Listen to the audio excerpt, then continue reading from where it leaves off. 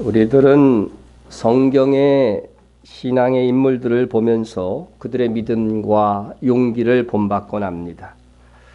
그러나 성경을 보면서 집중해야 하는 것은 신앙 인물이 아니라 하나님이십니다.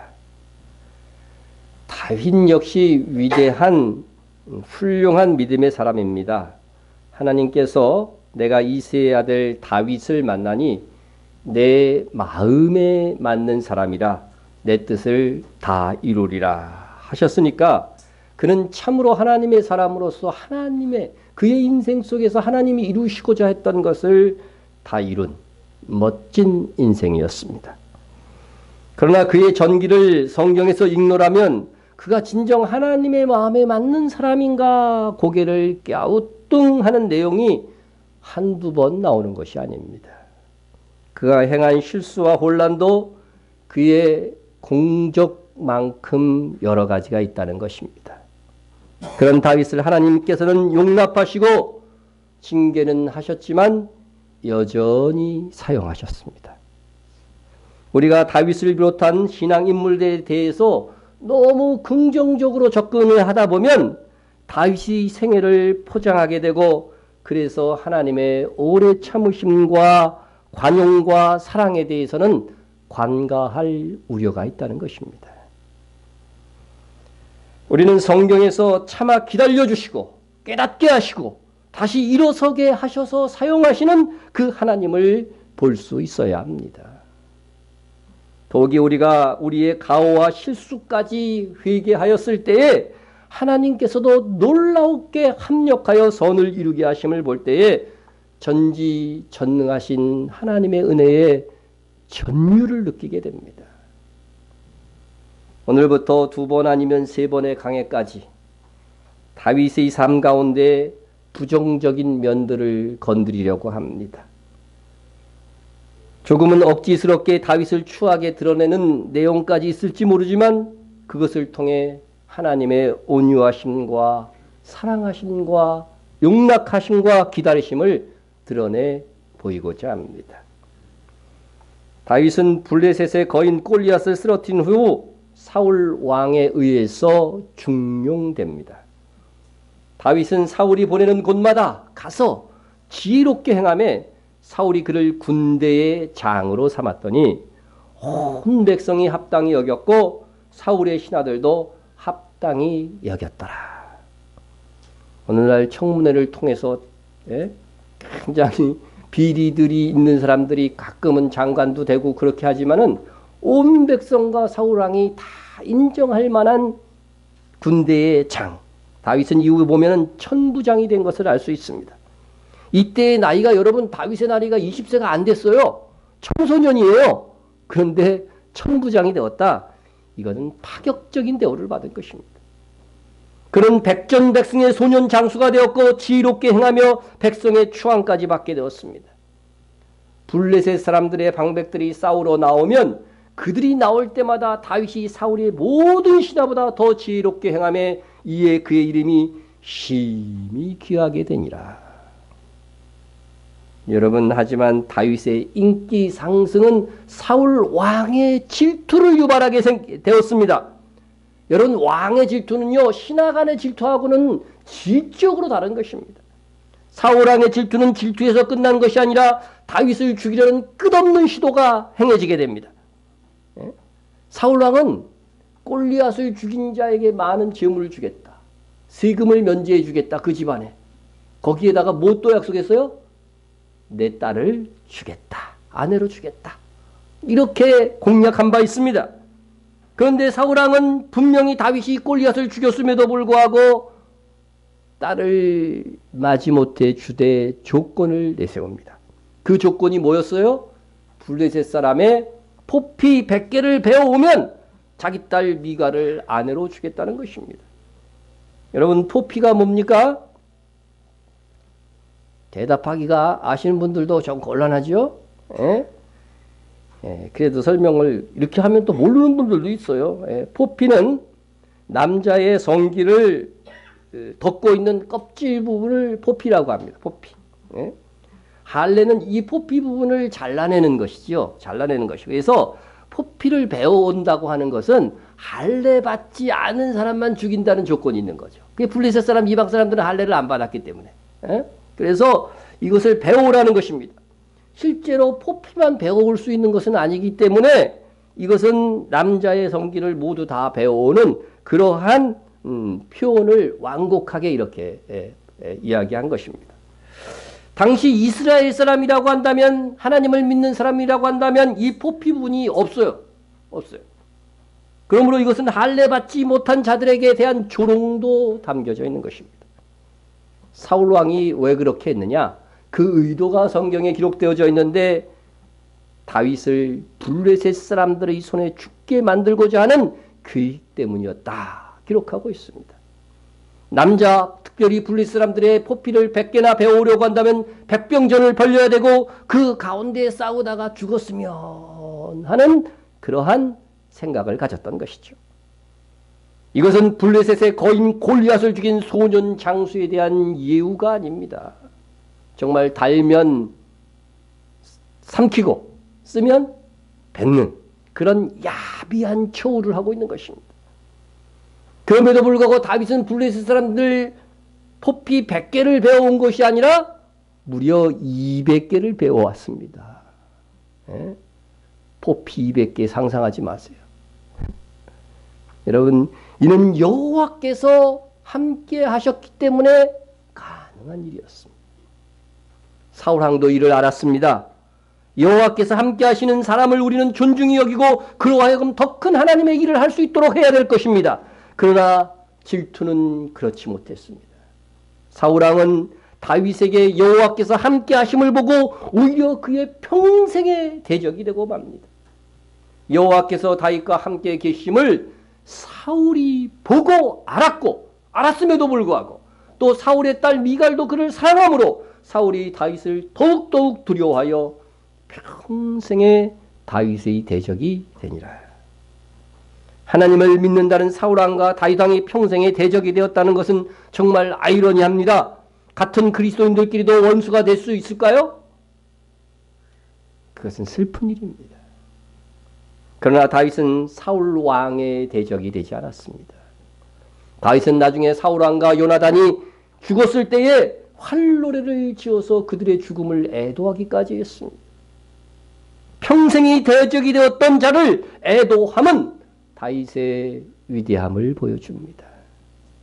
그러나 사울 왕에 인한 질투로 인해서 다윗의 고생은 이루 말할 수가 없었고 무려 13년의 도피 생활을 해야 됐습니다.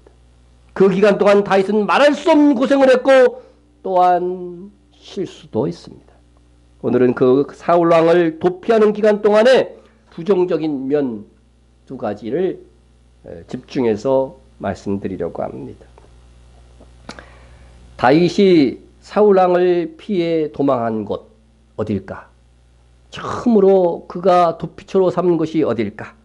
그것은 블레셋 땅 가드였습니다. 그날에 다윗이 사울을 두려워하여 일어나 도망하여 가드왕 아기스에게로 가니.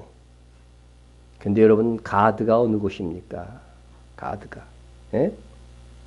블레셋 사람의 진영에 싸움을 도두는 자가 왔는데 그의 이름은 골리앗이요. 어디 사람? 가드 사람이다. 그 키는 6규빗 한 뼘이요.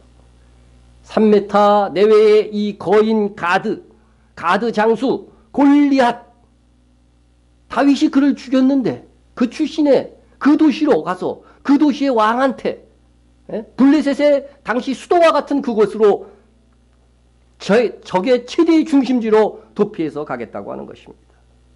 하필이면 그 많은 장수 중에 다윗을 그리고 이스라엘을 향한 분기가 가득한 도시로 도피하려고 한 것일까?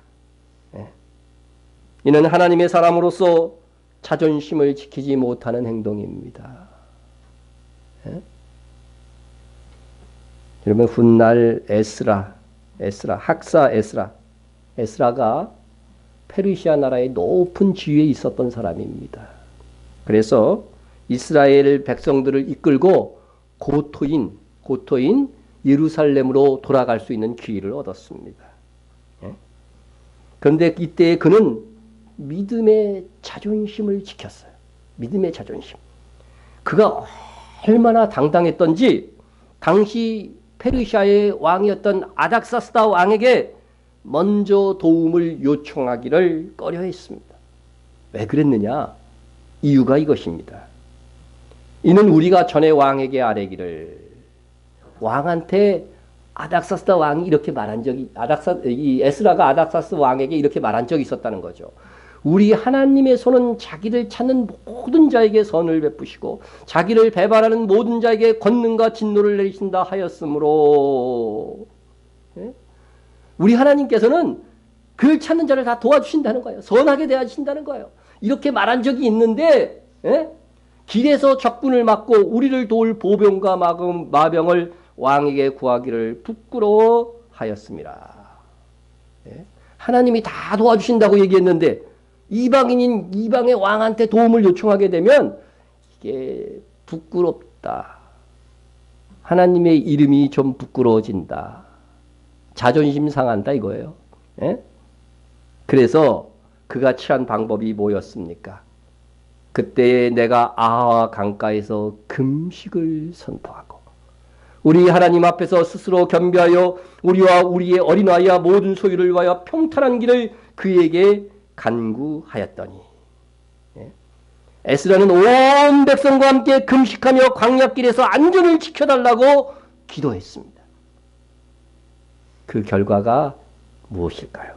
그 결과, 우리가 이를 위하여 금식하며 우리 하나님께 간구하였더니 그의 응낙하심을 입었느니라. 출발하기 전에 하나님께서 너희를 보호하겠다.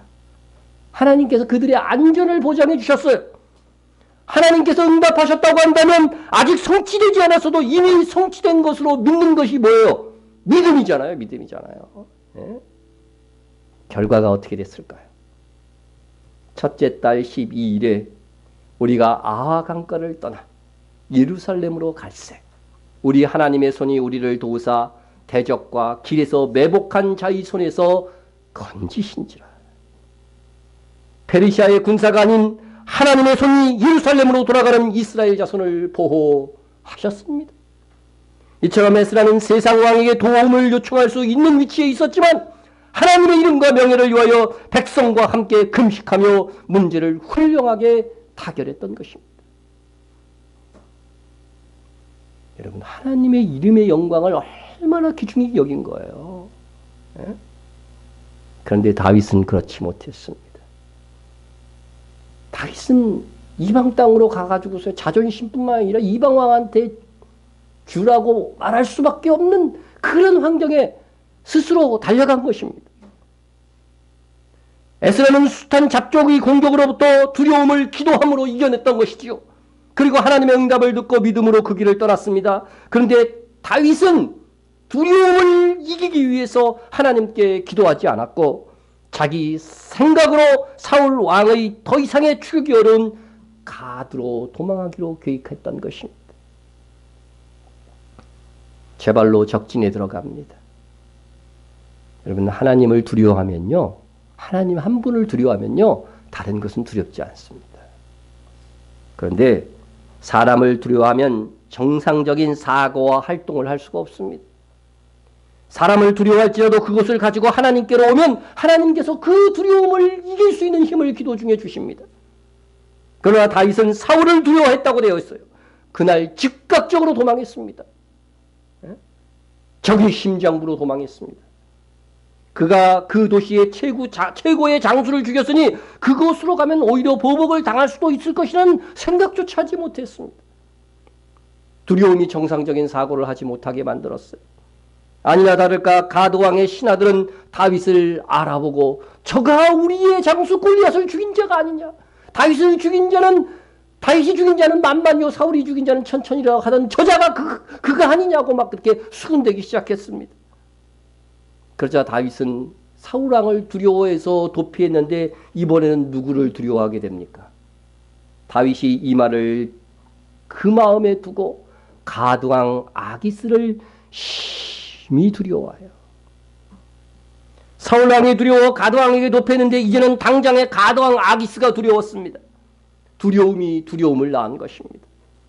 하나님을 두려워하면 사람이 두렵지 않은 법인데 사람을 두려워하기 시작하면 두려움은 확장되고 두려움 속에서 인생을 계속 사는 거예요. 그래서 다윗이 즉각적으로 취한 행동이 무엇입니까? 그들 앞에서 그의 행동을 변하여 미친 채 하고 대문짝에 그적거리며 침을 수염에 흘리며. 미친 채, 여러분 연기 잘할 수 있겠어요? 침을 질질 막 흘려갖고 수염에도 막 칠하고. 상상이 안 됩니다. 다윗이 이스라엘의 왕된 자로 이미 기름 부은 다윗이 적진에서 미치광이 흉내나내는, 그리고서 겨우 목숨을 유지하고 쫓겨났습니다. 다윗이 쫓겨나서 지은 시가 시편 34편에 보면 다윗은 이 사건을 통해서 정신을 차리고 그나마 하나님께서 그렇게라도 구원해 주셨음을 찬양한 것으로 보이는 것입니다. 다시 정신을 차리고 다시 유대 땅 아둘람 굴로 옮깁니다. 아둘람은 본래 가나안 원주민의 왕도였지만 당시에는 이제 폐허가 되어서 거의 폐허지였습니다. 그림을 보시면 높당에서 가드로 다윗이 간 거죠. 간 겁니다. 그래서 가드에서 이제 잠시도 있지 못하고서 미친 채 가지고서 돌아온 것이 바로 아둘람입니다. 아둘람. 예. 자, 이 아둘람 굴은, 아름다운 굴은 우리가 이제 화면에서 보듯이 지금은 굴만 남고 폐허지가 되어 있는 그런 곳이다 하는 겁니다. 여러분, 이 아둘람은 뜻은요, 피난처, 은신처 그런 뜻이에요. 그 이름에서 알 수 있듯이 다윗은 적지 블레셋에 나와 피난하기 좋은 장소 아둘람 굴의 은신처를 삼았던 것입니다. 이때의 심정을 표현한 것이 시편 142편입니다. 그때의 그의 기도를 보십시오. 내가 소리내어 여호와께 부르짖으며 소리내어 여호와께 간구하는도다. 간절하면 그냥 소리가 나와요.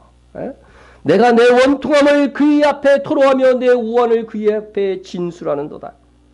다윗은 하나님 앞에 원통함을 드러냈습니다. 그래도 자기는 죄 때문에 이렇게 되는 것이 아니거든요. 원통한 거죠. 부르짖어 소리짖어 간구했습니다. 그의 심정을 이해할 만합니다. 그는 이렇게 부르짖었습니다.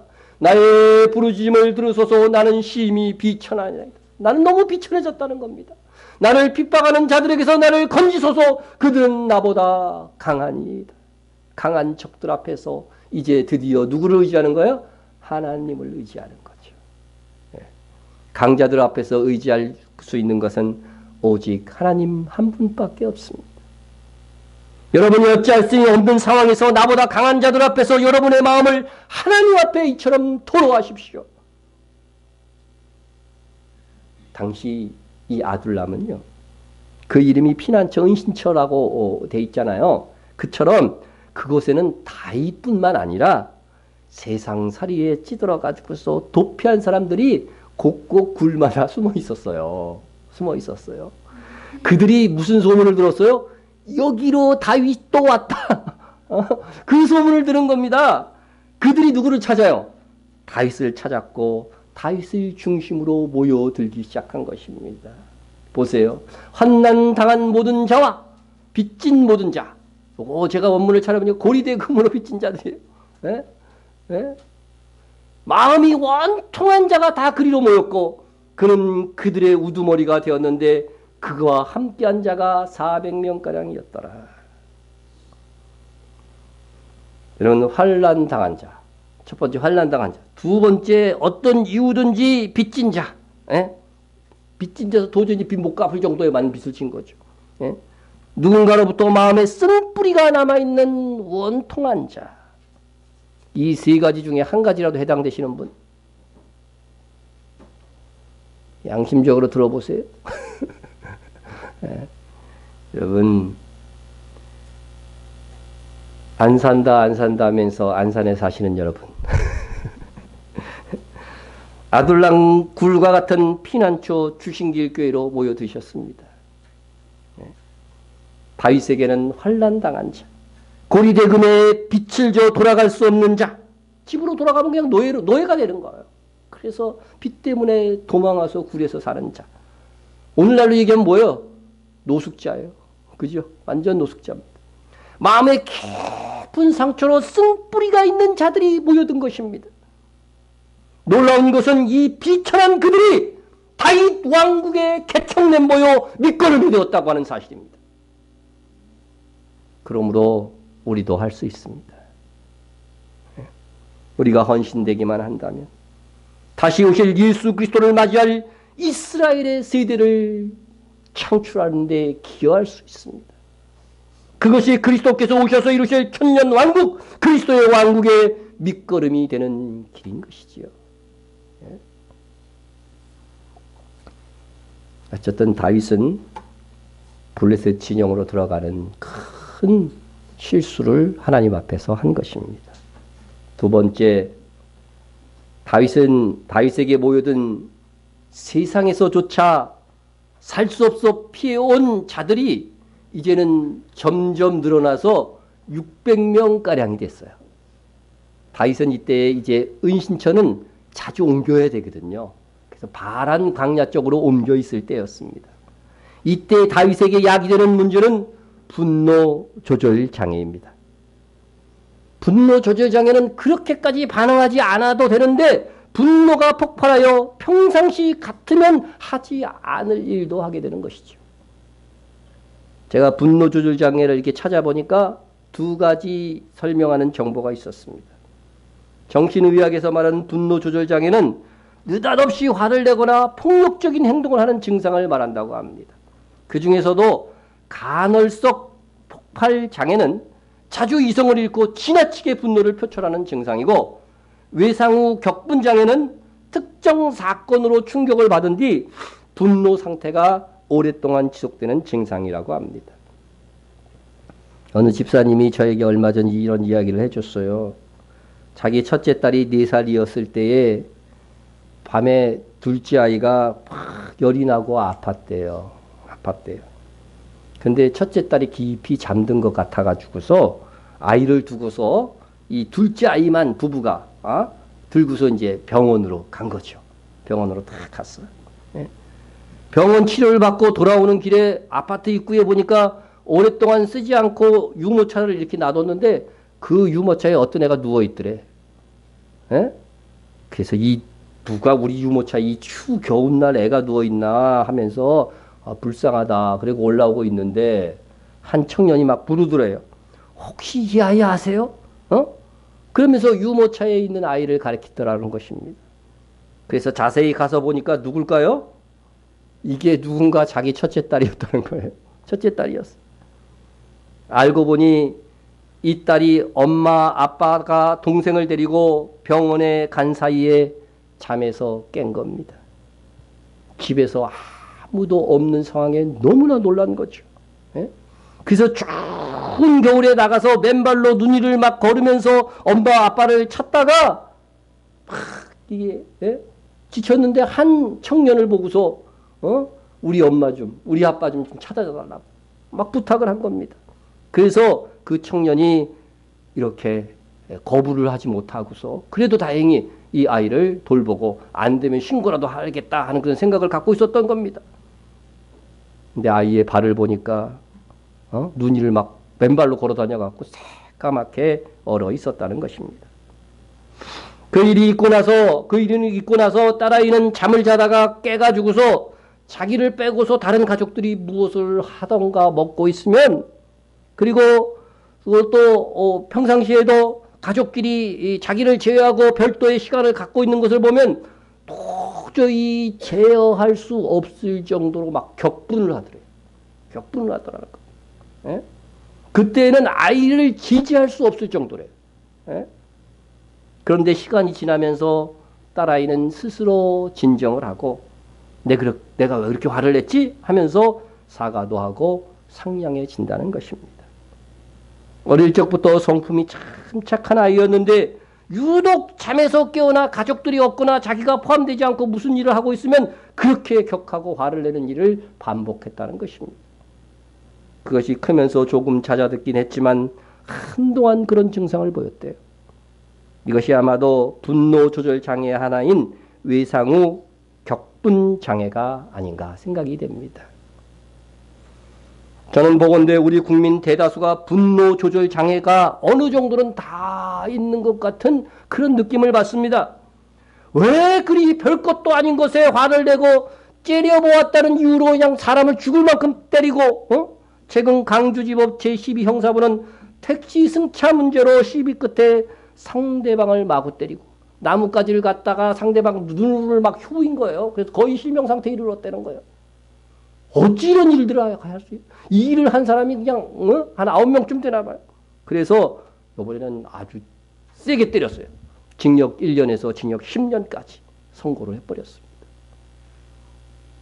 여러분, 사소한 문제로 극한 분노를 자아내는 사회입니다. 한 전문가는 오늘날 분노 장애 유발의 요인으로 사람은 누구나 화를 나면 그럴 수 있다고 대중에게 왜곡된 인상을 심어주는 텔레비전 드라마가 분노 조절 장애 급증의 주범은 아닐까, 그렇게 진단하는 것을 봤습니다. 우리 드라마에서는 배우자의 멱살잡이를 하거나 따귀를 때리고 카페에서 이야기하다 화나면 뭐예요? 상대방 얼굴에 뭐예요? 예? 사람은 본대로 할 수 있거든요. 예. 상대방 얼굴에 이거 뿌려본 적 있는 사람 나가요. 예? 밥을 먹다가도 심기가 뒤탈리면 어떻게 돼요? 식탁을 뒤엎고 밖에서 화난 일 때문에 집에 돌아와서 집기를 집어던지고 책상에 모든 물건을 손으로 쓸어버리는 장면들을 보여줍니다. 여러분, 화난다고 그렇게 행동하는 것이 분노 조절 장애입니다. 대부분의 사람들은 그러한 일은 평생에 한두 번도 하지 않습니다. 여러분, 박상 엎은 적 있으세요? 송구합니다만 저는 한 번 있습니다. 하지만 그냥 상대를 향해서 던진 건 아니고 그냥 그릇 하나 내가 그냥 꺼내서 앞에서 그냥 깨버렸어요. 깨버렸어요. 그것도 오래전의 일이고 너무나 오래전의 일이고 앞으로는 절대 그런 일이 없을 것임을 확신합니다. 아멘 해도 돼요. 예. 예.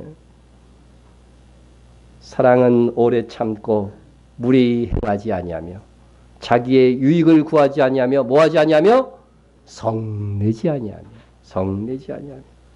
여러분, 성경은 사랑은 함부로 성내지 않는 것이라고 합니다. 상대에게 화내는 것은 그만큼 사랑이 없다는 자기 고백과도 같습니다. 야고보 사도는 사랑하는 교우들에게 성내기를 더디하라고 권고했습니다. 우리가 연약하여서 이미 화를 냈어. 화를 냈다면 성경은 우리의 연약함을 아시고 이렇게 권고합니다. 내 사랑하는 형제들아, 너희가 알지니 사람마다 듣기는 속히 하고 말하기는 더디하며 성내기도 더디하라 말씀을 했고, 이어서 분을 내어도 죄를 짓지 말며 해가 지도록 분을 품지 말고. 이미 분을 내었습니까? 분노를 조절해서 더 이상 이것이 죄가 되도록 행동하지 말라는 거예요. 그리고 하루가 다 가기 전에 어떻게 하라고요? 죄를 풀어야 됩니다. 해가 지도록. 해가 지기 전에 해결해야 돼요. 해가 몇 시에 집니까? 요새 6시? 6시 전에 해결해야 돼요. 예? 예? 여름에는 조금 더 오래 갖고 있어도 돼. 여러분 따라하세요. 해가 지는구려. 예. 여기 신랑 신부는 결혼하고 싸운 적 있어요? 솔직히 얘기해봐. 예. 말 못하는 거 보니까 뭔가 있어요. 그때에 6시쯤 돼서 해야 됩니다. 해가 지는구려. 해가 지는구려. 예? 그렇게 하고 우리가 풀어야 됩니다. 예? 해가 지는 것을 보고는 하나님께서 나에게 품은 분과 화를 더 이상 품지 말라고 하는 사인으로 받아들일 줄 알아야 됩니다. 그것이 성숙한 그리스도인입니다. 그런데 우리의 성군이 될 다윗이 분노 조절 장애가 있었다는 것을 생각하면 이해가 되십니까? 자기가 기대하는 반응을 보이지 않았다고 고용주를 죽이려 했다면 이해가 가십니까? 만약 오늘날 그렇게 반응하는 사람이 있었다면 그는 분명 분노 조절 장애자로 취급을 받았을 것입니다. 여러분, 대한항공의 그 누구의 딸들 있잖아요, 그죠? 경영주 딸들 그 한번 영상 봤어요? 와, 나는 그것이 바로 분노 조절 장애고 이게 분노 조절 장애구나. 예? 다윗은요 그보다 더했다는 사실을 아십니까? 예? 다윗은 수년간 사울을 피해 다니면서 도망하는 가운데 자기도 모르는 스트레스가 있었을 것입니다. 그 분노를 현 상황에서 자기보다 강한 사울 왕에게 표현할 길은 없었습니다. 그러나 그에게 훈련된 600년이 있을 때 그가 그 분노를 표출할 대상이 나타났고 사건이 생겼습니다. 요즘 임대아파트 경비들이 주민들에게 맞아 죽는 일이 있었고 심하게 부상당하기도 하는 사건이 발생했습니다. 유독이 임대아파트에서 그런 일이 많이 일어난다는 거예요. 예? 서울 관악구 하나 아파트에서 경비를 하던 70대 박모 씨는 지난 9월 추석 연휴 마지막 날 많지 않은 주민에게 폭행을 당했는데 안 맞으려고 도망을 가는데도 노인이다 보니까 붙잡혀가지고 치아 여러 개가 부러졌고 머리를 맞아서 그 충격으로 치매가 올 수 있다는 정신과 의사 소견까지 받았습니다. 5년간 매맞는 경비원이 4,000건이 발생했대요. 여러분 상대적 약자에게 자기 하풀이를 하는 것은 비겁한 일입니다. 예? 그러한 일이 바람 광야라는 무대에서 다윗에게 발생한 것입니다. 다윗이 분노를 표출하고 했던 대상은 나발이었습니다. 나발이라는 어리석다 하는 그런 뜻을 가진 이름이고 또 성경에서는 이런 자를 하나님이 없다고 여기는 자들. 오늘 교동문에 있겠죠. 읽었죠. 예? 자기 마음에 어리석은 자는 자기 마음에 이르기를 누가 없다? 하나님이 계신 것 같은데 자꾸 자기를 세뇌시키는 거예요. 하나님은 없다. 자기한테 말하는 거예요. 하나님은 없다. 그래야 지금 예수 안 믿고 죽음이 다가오는 이 현실이 그죠? 안심이 되니까 자꾸 하나님이 없다. 그래서 자기를 세뇌시키는 거예요. 세뇌하다 보면 세뇌 당해요. 자기 자신에게. 그게 어리석은 자거든요. 하나님 없이 사는 사람들이 어리석은 자들입니다. 그런데 예? 그리고 그는 완고하고 행실이 악했다고 성경이 평가하고 있습니다. 그런데 그 나발, 이 어리석은 자 나발의 아내인 아비가일은 총명하고 용모가 아름다웠다고 소개되고 있습니다. 그녀는 똑똑하고 아름답기까지 했습니다. 내적으로나 외적으로나 사랑스러운 여인이었습니다. 우리 교회 여집사님들 같습니다. 아무도 아멘을 하지 않고 있습니다.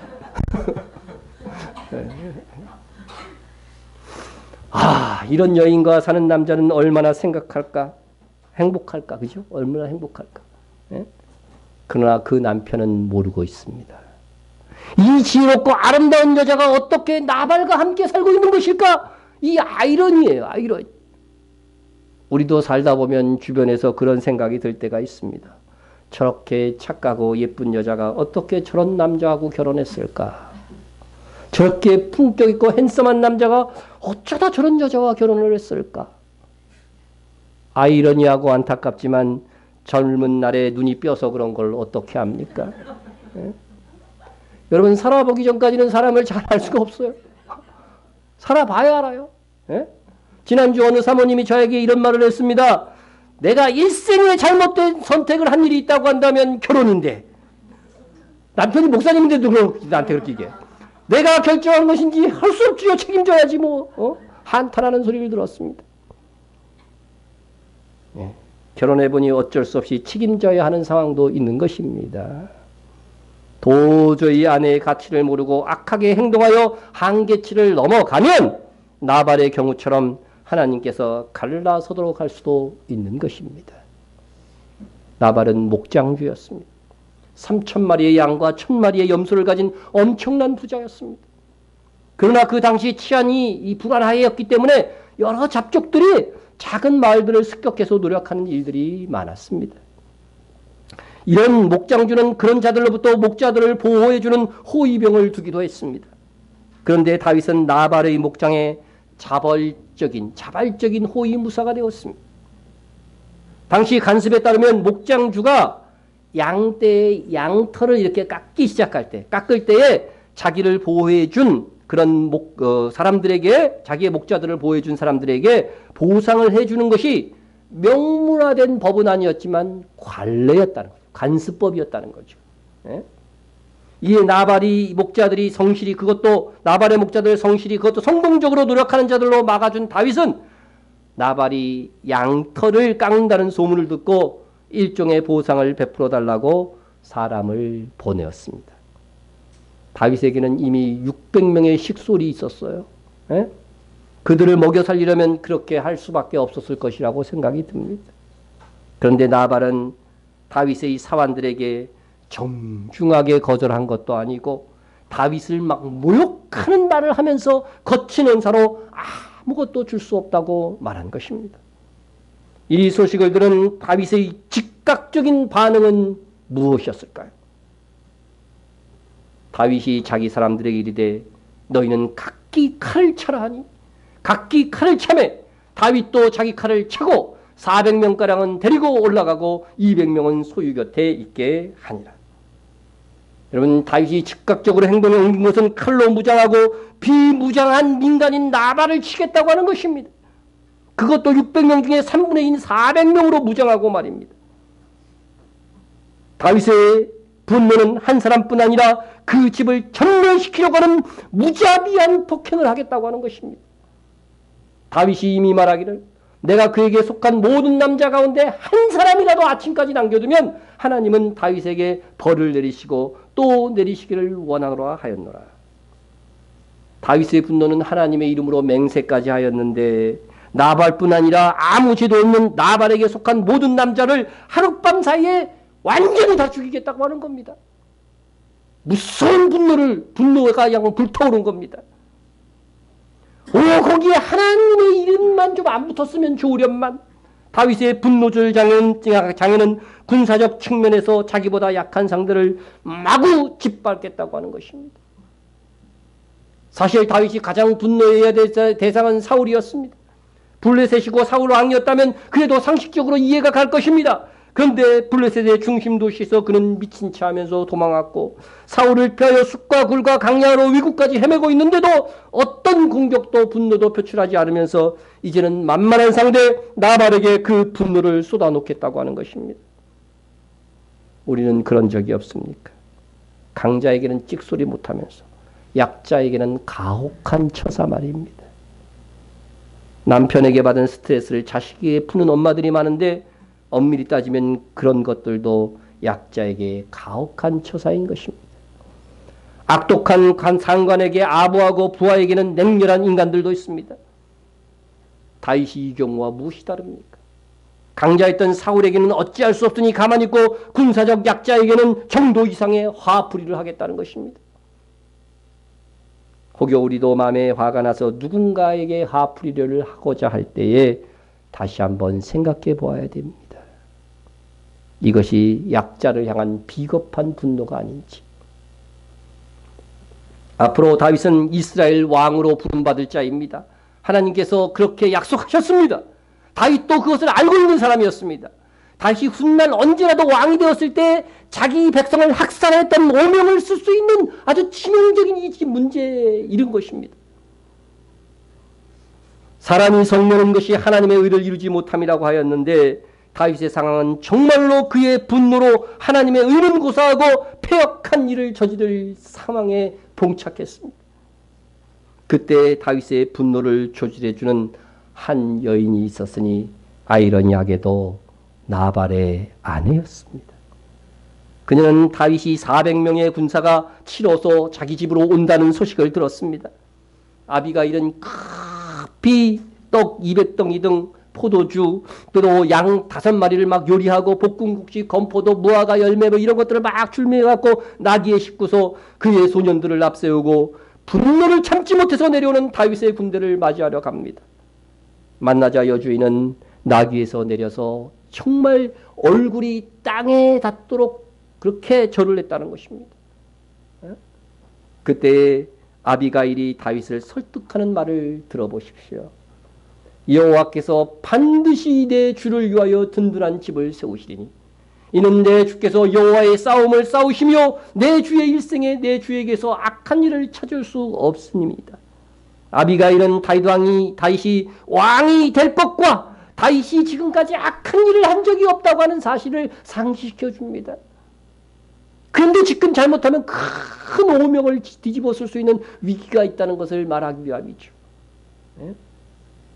사람이 일어나서 내 주를 쫓아 내 주의 생명을 찾을지라도 내 주의 생명은 내 주의 하나님 여호와와 함께 생명싸개 속에 쌓였을 것이요 내 주의 원수들의 생명은 물매로 던지듯 여호와께서 그것을 던지시리이다. 아비가일은 누가 다윗을 추격할지라도 하나님께서 다윗을 선택하신 한 하나님의 보호하심을 받아 안전할 것이라고 다윗을 격려합니다. 그리고 이어서 본론을 말합니다. 여호와께서 내 주에 대하여 하신 말씀대로 모든 선을 내 주에게 행하사 내 주 이스라엘의 지도자로 세우실 때에 완벽한 믿음이잖아요. 예? 다윗이 왕이 될 때에 그때의 상황을 생각해 보라는 것입니다. 내 주께서 무지한 피를 흘렸다든지 내 주께서 친히 보복하셨다든지 함으로 말미암아 슬퍼하실 것도 없고 내 주의 마음에 걸리는 것도 없으리이다. 하나님께서 말씀하신 대로 다윗이 왕이 되었을 때 나발에게 속한 자들은 아무 죄도 없는데 그들을 죽이면 무지한 피를 흘렸다는 오명을 뒤집어 쓰게 될 것이 아닙니까? 또 나발이 잘못하였을지라도 심판하시는 이는 누구예요? 하나님이시잖아. 하나님이잖아요. 왜 다윗이 그동안 사울을 죽이지 않았습니까? 죽일 기회도. 심판하시는 이는 하나님이시기 때문에 심판을 하나님께 맡기겠다는 그런 태도를 보였는데 상대적 약자인 이 나발에게는 직접 내가 심판하겠다. 이거 아니라는 거죠. 그래서 내 주께서 친히 보복하였다고 하는 이 오명을 뒤집어 쓰지 마십시오 하면서 정말 말씀과 신앙의 근거에서 아비가일은 다윗에게 충고해 준 것입니다.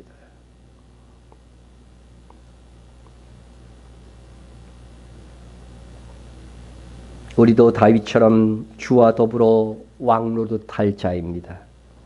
그날에 부끄러움이 없도록 오늘을 삽시다.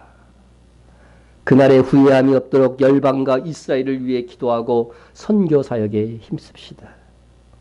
이 시대의 주님이 가장 원하시는 일을 등한시하여 그날에 후회하지 맙시다. 다윗은 이 아비가일의 지혜로운 말을 듣고서 자신을 돌아보기 시작했습니다. 다윗이 아비가일에게 이르되 오늘 너를 보내어 나를 영접하게 하신 이스라엘의 하나님 여호와를 찬송할지로다. 또 내 지혜를 칭찬할지며 또 내게 복이 있을지로다. 오늘 내가 피를 흘릴 것과 친히 복수하는 것을 네가 막았느니라. 여러분, 아비가일이 아무리 지혜로운 말을 했을지라도 다윗이 그 분노를 조절하지 못했다고 한다면 결국 합력하여 선을 이루지 못했을 것입니다. 다윗이 자기의 분노를 조절할 수 있었던 것은 아비가일이 온 것이 하나님께서 보내신 것이라고 하는 것을 이해했기 때문입니다. 그리하여 그는 먼저 너를 보내어 나를 영접하게 하신 이스라엘 하나님 여호와를 찬양할지어다. 그 말을 먼저 한 것입니다. 그렇게 하나님께 영광을 돌린 후에 그 다음 아비가일의 지혜를 칭찬해 주었습니다. 지혜로운 여인은 하나님이 보내신 사신과도 같습니다. 주신길교회 성도 여러분, 특히 여성도 여러분, 여러분이 아비가일과 같은 여인이 되십시오. 혹시 남편이 다윗 같지 않아도. 다윗은 이 아비가일의 지혜를 높이 샀습니다. 반면 함께 살았던 나발은 그 지혜로운 여인을 아내로 두고도 그녀의 말을 듣지 못했습니다. 듣지 않았습니다. 나발에게 아비가일은 너무나도 가분한 여자였습니다. 나발의 아내로 살기에는 아비가일이 너무 아까운 여자였습니다. 하나님은 나발을 치셨습니다. 한 열흘 후에 여호와께서 나발을 치심에 그가 죽으니라. 다윗은 나발이 죽었다는 소식을 들었습니다. 다윗의 이 자신의 치명적인 실수를 막아준 아비가일을 평생의 조력자로 삼고 싶었습니다. 다윗은 사람을 보내서 정중히 그녀가 자신의 아내 되기를 청했습니다. 저는 그래도 남편이 죽은 건데 죽자마자 이러는 게 이게 좀 그렇다, 그런 생각은 솔직히 들었습니다. 예? 그러나 지혜로운 여인 아비가일을 놓치고 싶지 않았다, 그런 생각이 듭니다. 지혜로운 여인 아비가일도 그 기회를 놓치지 않았습니다. 무엇인지 때가 있고 때를 넘기면 기회가 없는 법, 지혜로운 여인 아비가일은 급히 다윗의 아내 되기를 주저하지 않았습니다. 아비가일이 급히 일어나서 나귀를 타고 그를 뒤따르는 처녀 5과 함께 다윗의 전령들을 따라가서 다윗의 아내가 되니라. 아마 아비가일도 다윗의 아내가 되는 것에는 큰 희생이 요구됐을 것이에요. 그는 많은 재산의 여주인인데, 그죠? 광야 생활을 하는 다윗의 뒤를 따라가 아내가 된 것입니다.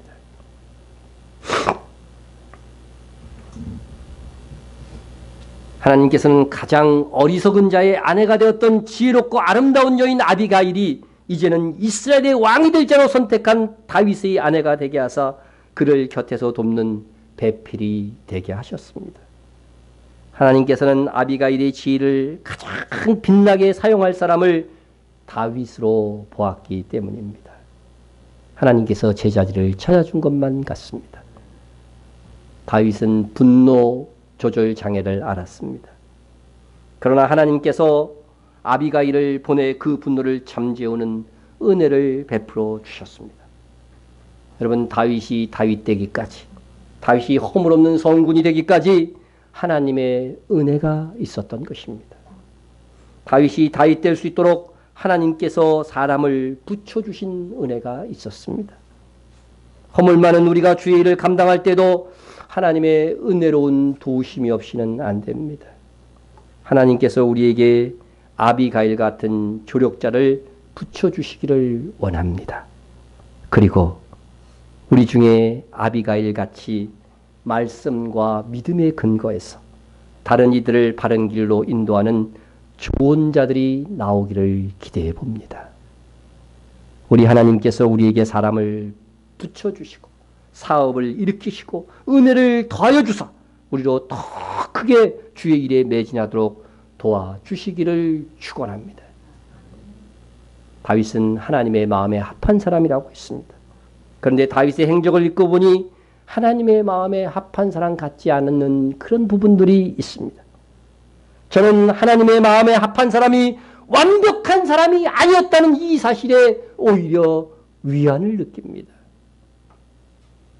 하나님의 마음에 합한 사람은 죄를 짓지 않는 완벽한 어떤 신앙인이 아니라 숱한 실수와 허물 가운데서도 다시 하나님을 찾으며 회복되고 자라간 사람이었습니다. 이에 우리는 다윗을 왕으로 선택하시고 그냥 왕으로 세운 것이 아니라 그의 인격을 다듬고 훈련하여 세워가신 하나님의 사랑의 위대하심을 볼 수 있어야 합니다. 오늘 말씀으로 다윗의 실수와 죄를 보면서 자신의 죄를 합리화하지 마시기 바랍니다. 다윗도 그랬는데 뭘? 예? 그건 아닙니다. 그런 다윗을 다듬고 키워가면서 성군 다윗으로 만들어 가신 하나님의 손길이 내게도 있다는 것으로 위로를 받으시기 바랍니다. 우리가 여기까지 오기까지 하나님이 얼마나 오래 참으시고 성실한 사랑이 있었는가를 알아야 됩니다. 하나님의 오래 참고 기다리시는 끝없는 사랑에 이제 우리가 반응하고 진보할 때가 이미 넘었습니다. 하나님의 크신 사랑에 이제 다윗과 같이 회복되고 우리 다 같이 변화됩시다. 오 하나님 감사합니다. 오랜 시간 참아주신 우리 하나님 감사와 존귀와 찬양과 영광을 돌려드립니다. 우리 통성으로 기도하겠습니다. 우리가 무엇을 선택하기 이전에 하나님의 이름을 생각하고 충분히 기도할 수 있도록 그렇게 여러분 기도하시고요. 분노를 절제하며 다른 사람의 화를 잠재울 수 있는 지혜로운 자가 되게 하소서 이렇게 기도해 주시고요. 평생 우리를 다듬으시며 주의 일을 감당하게 하시는 하나님을 찬양하십시다. 이스라엘의 회복과 지원교회, 이스라엘의 그 지원교회들 있죠. 위해서 기도해 주시고 선교사들을 위해서도 기도해 주시고 나라를 위해서 기도해 주시고요. 북한이 박해받는 세계 성도들을 위해서 또한 교회 부흥과 목회자와 성도 간의 중보를 위해서 기도해 주시기 바랍니다. 통성으로 기도합니다. 사랑의 하나님 아버지 감사합니다. 우리가 하루에도 여러 가지 일들을 선택하는데 아버지 우리가 하는 일들 속에 하나님의 이름이 모욕당하는 일이 없기를 원합니다. 이 우리가 하는 모든 일을 통하여서 하나님께서 영광을 받으실 수 있게 하여 주옵소서. 또한 하나님의 이름을 위하여 충분히 생각하고 기도하며 행할 수 있는 저희들 되게 하여 주시옵소서. 다윗이 기도하지 않고 했다가 하나님께 묻지 않고 행동했다가 실수한 이야기를 오늘 들었습니다. 우리에게는 그런 실수가 없도록 앞으로의 인생 속에 붙들어 주시고, 또한 아버지 안에 분노를 조절하지 못해서 무지한 자를 죽이려고 했던 다윗과 같이 되지 않게 하여 주옵소서. 아버지의 다른 사람들의 화까지 잠재울 수 있는 지혜로운 자 되기를 원합니다. 아버지 하나님이 온유한 자 되기를 원합니다. 평생 우리를 다듬으시면서 주의 일을 감당케 하시는 하나님을 찬양합니다. 하나님을 노래합니다. 이스라엘의 회복을 위해서 기도합니다. 그곳에 아버지 하나님의 정말 영적 회복이 진정으로 일어나게 하여 주시옵시고, 우리가 이스라엘을 지원하는 이 일이 그들의 영혼들을 후원하고 아버지 하나님의 이스라엘의 지원 교회들이 날로 부흥할 수 있는 작은 밑거름이 되게 하여 주시옵소서. 하나님, 이 나라를 위해서 기도합니다. 이 민족을 위해서 기도합니다. 평화와 사랑의 민족이 되게 도와주시고 우리의 경제도 살펴주시사 아버지 선교사의 국가로서 부족함이 없게 하여 주시옵소서. 아버지 하나님이여, 대통령이와 모든 위정자들에게 아버지 하나님의 지혜를 주시고 총명을 주시고 그렇지 않은 자들은 도태되게 하여 주옵소서. 아버지 하나님, 북한 및 박해받는 세계 성도들을 위해서 기도합니다. 아버지 하나님, 그들이 박해 현장 속에서 고통 속에서 굳건히 믿음을 지켜 하나님께 영광을 돌릴 수 있도록 저들에게 성령 충만하게 역사하여 주옵소서. 우리 교회를 사랑하여 주시고 말씀과 성령으로 부흥케 하여 주시고 이 몸 깨어있는 목회자가 되게 도와주시고 깨어있는 성도 우리 다 되어줄 수 있게 하여 주시고 연약한 성도들에게 아버지 불붙는 신앙을 부어주시기를 간절히 소원합니다. 예수님의 이름으로 기도했습니다.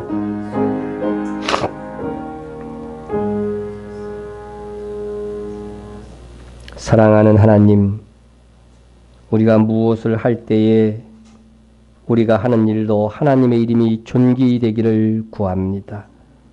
이를 위하여 우리가 하나님께 충분히 기도하고 선택하여 일할 수 있게 하여 주옵소서. 우리에게 있는 분노가 하나님의 뜻을 이루는 방해가 될 수 있음을 배웠습니다. 우리가 성내기를 더디할 뿐만 아니라 아비가일과 같은 다른 사람의 화까지 잠재우는 온유한 지혜자가 되게 하옵소서. 예수님의 이름으로 기도드립니다. 아멘. 우리 다 같이 자리에